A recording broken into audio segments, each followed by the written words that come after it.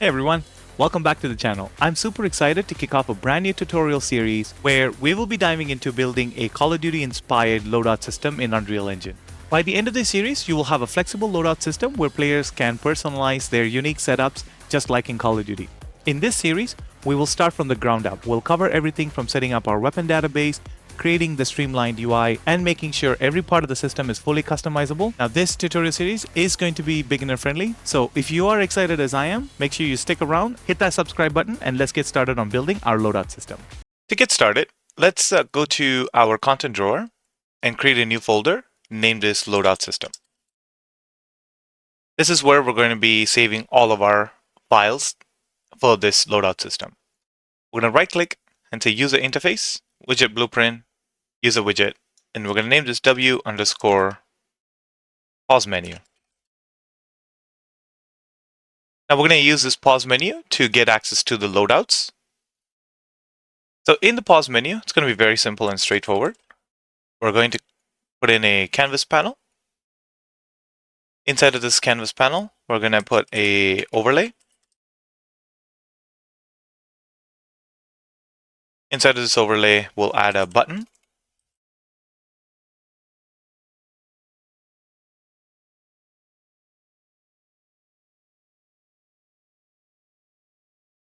And on the button, we're going to put a text. It's going to be very simple.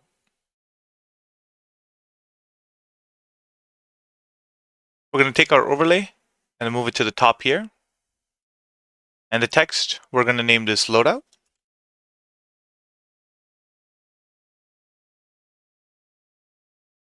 Make it black. And the overlay, I'm going to resize it a little bit big. And also I'm going to put in a background blur so that this kind of gets put on top of the player screen. Move this over top. Okay. And fill this out to the entire extent. And the blur strength, I'm going to make it into 1. We're going to set up our input here. So go to the first person folder. Inside, you will find the input folder. And in our input action, right click, input, and then select input action. We're going to name this IA underscore open pause menu. And that's it. We're going to go to back to our input, go to our default setup, and here we're going to add a new mapping. And this mapping would be for that open pause menu. And for the time being, I'm going to select the key for Tango to open up the pause menu. And I'm going to press save and then close it. Back in our content drawer, I'm going to go back to the first person folder. We're going to open up our first person character and then go down here below the jump. We're going to right click and search for IA open pause menu. In here, we only want the pause menu to open if it is already not open. If it is already open, we want to go ahead and close it. There's more of a toggle. So I'm going to first create a variable and name this is pause menu open. Drag this and say get, and also put a branch. Connect this pause menu open to the branch, and then off of started, I'm going to connect it into the branch execute. Now, if the pause menu is open, we want to go ahead and remove it. For that, we need to first define what we're removing. So let's go ahead and create the pause menu. If the pause menu is not open, we're going to go ahead after false and say create widget. And the widget would be our pause menu that we just created. We're going to drag off of this return value and say promote to variable and name this W underscore pause menu. Drag off of this pause menu and say add to viewport. We're going to get our player controller.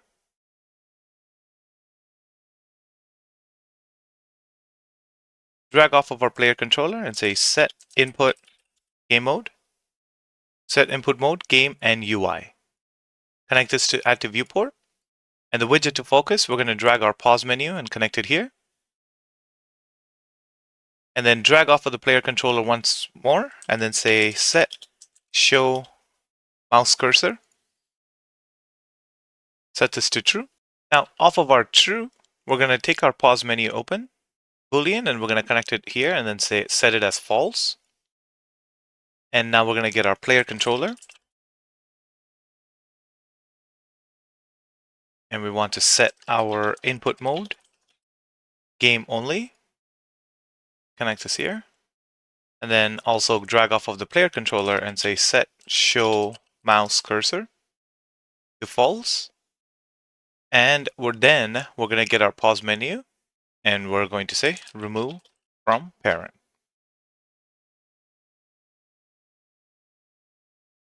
Compile and then save. Now if we press play, go into the game. If I press T, you see the loadout menu shows up. And if I press T again, loadout menu is gone. Okay, so that is working very well. We're going to go back to our content drawer. Back in our content, loadout system, UI, we're going to create a new user widget, user interface, widget blueprint, user widget. Name this W underscore loadout button. Open this up. Inside of here, we're going to get a size box.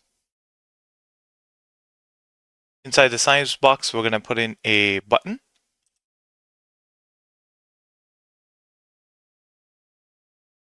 And now we're going to search for a text and then enter it in here. We're going to go ahead and change this to desired on screen. And I'm going to select our size box and then do a width override and make this 300. Height, we can change it in a moment as soon as we check how it looks. The button, I'm going to take the background color, make it a little bit of a grayscale, and also 0.4 on the visibility scale. Press OK on the opacity. And select our text. And just for now, we're going to say loadout custom loadout 1. That's it for this button right now. I'm going to go ahead and go to our content drawer again, create a new widget, user interface, widget blueprint, user widget.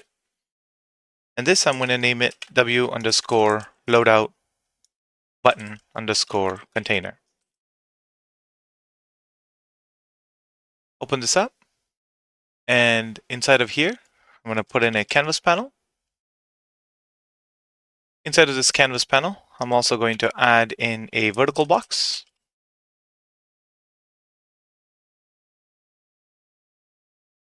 This vertical box, I'm going to just move it around just underneath here. And I don't need to play with the size yet because as soon as I start adding in on my loadouts, it will automatically get fixed. And in here, I'm going to go ahead and put my loadout button in here just to see how it looks. That's how it looks. So I'm going to select the vertical box and I'm going to click on size to content. So it actually gets extended. And if I were to drag in another one in here, this is how it will look like. Now this is touching each other. So what I want to do is I want to get rid of all these loadout buttons and then get in a wrap box, put it into the vertical box, and then add in our loadouts button inside of this wrap box.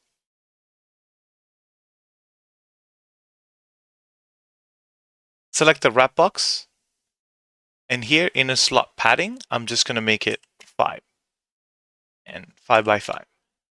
I'll add in that little padding to the top, bottom, and also between the loadouts as well. I'm going to go back to my loadout button, select the text of this loadout button, and then make it into loadout text.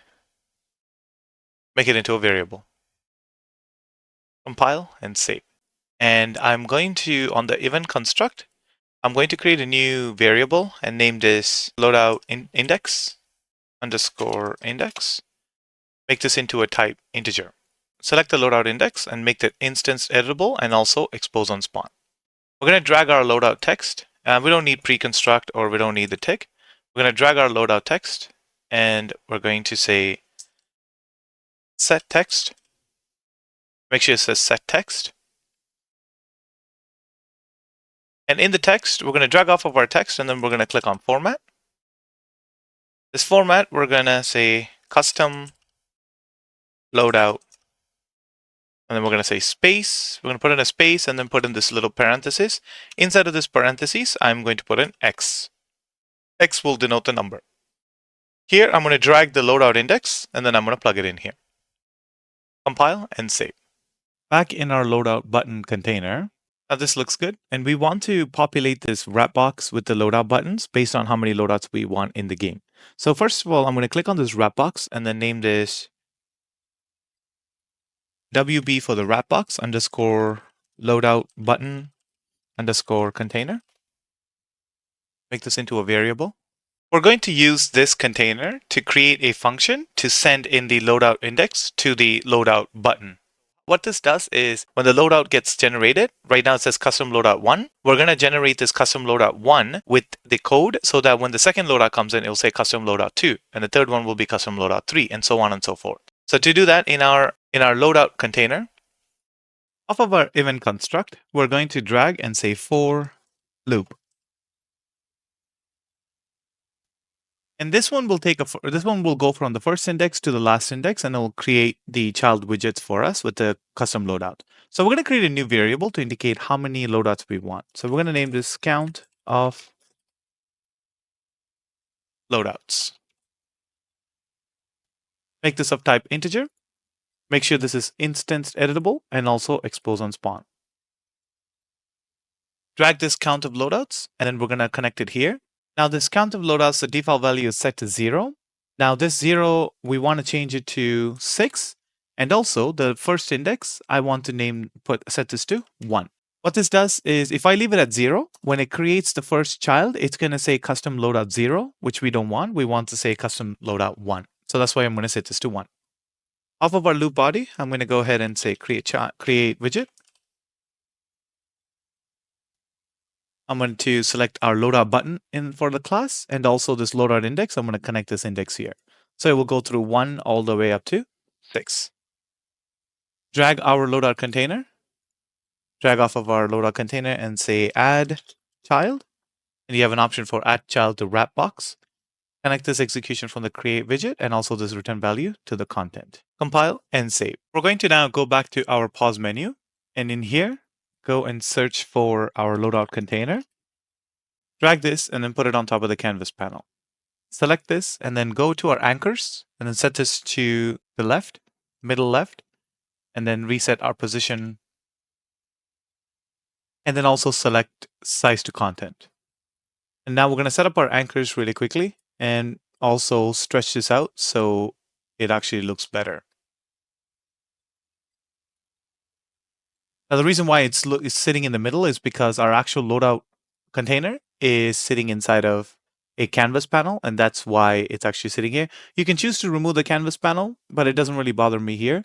So I'm just going to manually adjust it until it sits in a very good spot as to my liking. That looks about good. Now I'm going to go ahead and set my anchors to the top corners and also to the bottom. We're only going to add in 6 total loadouts, so this should do the trick. Now we no longer need these loadout buttons in here, so I'm going to go back to my loadout container, select these 2 loadout buttons, and then go ahead and delete it. Compile and save. And also, I only want this loadout to show up when I click on the loadout button, and when I click on it again, I want this to disappear. So I'm going to go ahead and select the button for the loadout, and then on clicked, I'm going to click on this plus button. I'm going to set up a Boolean first. In our variables, I'm going to say is loadout open? Question mark. I'm going to drag this and say get, and also put in a branch, connect this, and I'm going to drag this loadout open and then connect it to both true and also the false.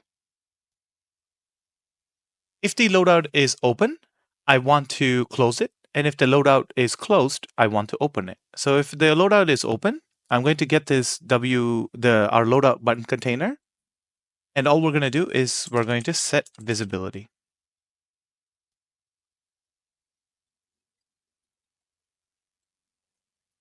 Now, because our loadout is open, we're going to go ahead and close it by setting it to hidden. And now copy this and then paste it one more time. Connect this to the bottom here and also connect the container to the target. And here we're going to make it visible. And check this saying loadout is open. So what this does is when I click it, it's going to check if the loadout is open. If the loadout is open, it's going to go ahead and close it by setting it hidden. And if the loadout is not open, then it's going to say the loadout, it's going to open up the loadout boolean and then also set it to visible. And another thing that you need to do is go back to the designer and select the loadout container. Under here where it says visibility, we're going to set it to hidden. So when it starts the game, it will be hidden. So let's go ahead and test this. I'm going to go and press play and press T. The loadout button opens. Nothing's on the screen. When I click on the loadout, you'll see all the 6 loadouts are here and everything is labeled as 1, 2, 3, 4, 5, 6. And if I click on it again, it'll disappear. All right, folks, I think this is a very good place for us to stop the tutorial for now. And then we're going to come back to next part where we're going to go and assign our weapons, set up our weapon system so we can use it with our loadouts. If you like this new series that I'm launching, please hit the like button to tell me that you actually like this series so I can continue making more and more videos in this series to make a fully fleshed out loadout system just like any other first-person shooter game. Thank you again for stopping by and I'll catch you on the next one.